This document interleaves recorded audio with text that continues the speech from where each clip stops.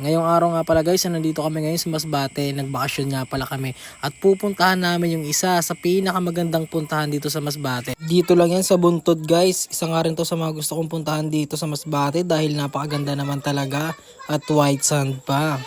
Maya nga rin pala guys, dumating na kami dito kasama ko yung mga pinsan ko, mama ko, girlfriend ko. At ayun nga pala yung view, napakaganda, takbo-takbo pa ako.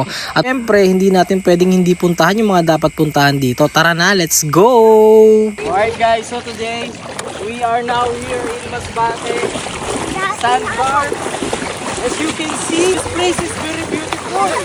Pakita mo yung view! Ano mo, sunog na ako.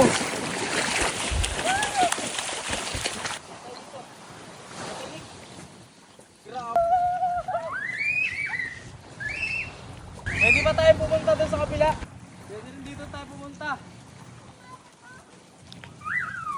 Malawak dito, napakaganda sa mga gustong pumunta. Punta tayo dito. Pwede natin yan. Sunod na tayo. Baka may nakukuha dyan. Ayun guys, okay, nakita nyo yung mga ano na yan. Parang buo. Buwangin yan.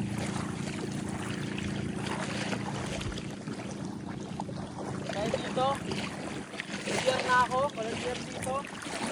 Pwede na siguro dito.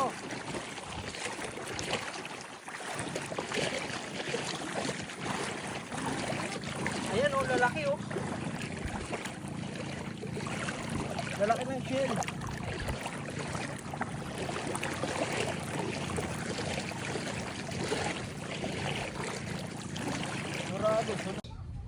Lakad ka sa makita nyo dito, meron din ditong pahingahan. Tapos paglabas mo dito sa pahingahan, tingnan mo yung view kung gaano kaganda.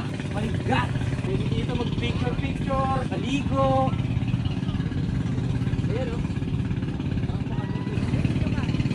At ayun nga guys, maliligo na rin ako dito. Talaga namang hindi ko papalagpasin na sobrang gandang dagat na to.